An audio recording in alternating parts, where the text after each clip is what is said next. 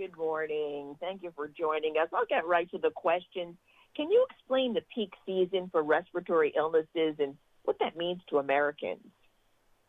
The peak season of respiratory illnesses is usually the winter months. So that begins in late fall and continues basically into early to late spring. And right in February is usually the peak month of respiratory virus season. And that means that viruses like influenza, like RSV, like COVID, plus about a half dozen others are circulating. Interestingly, COVID also has this summer peak as well. We get these summer surges. So COVID doesn't quite fit the pattern, but respiratory virus season is technically usually in the winter months. Should people still be concerned about getting COVID-19 this season?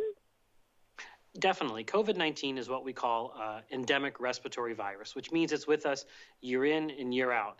And there are lots of tools that we can use to try and minimize its impact. But COVID-19, if you look in 2024, it killed around 47,000 people. That's comparable to the Vietnam War, or how many people die in automobile accidents each year. That also translates to one death every 11 minutes and hundreds of thousands of hospitalizations. So COVID-19 is still with us, even if it's not in the headlines today.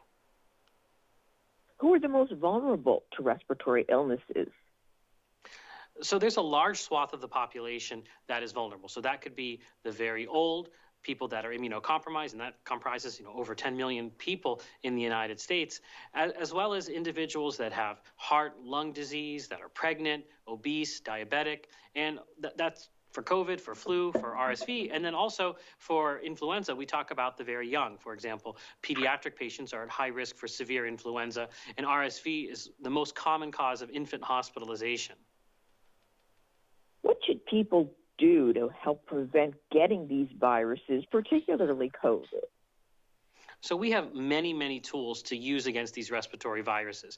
And the key thing is making sure people are aware of them so they're not sitting on shelves. So starting with RSV, we've got vaccines for the elderly, we've got vaccines for pregnant women to protect the newborn, we've got monoclonal antibodies to protect the newborn. For influenza, we have vaccines, we have antivirals, we have home tests, and for COVID, we have vaccines, we have home tests, we have antivirals, and we also have monoclonal antibodies to increase the level of protection in immunocompromised individuals.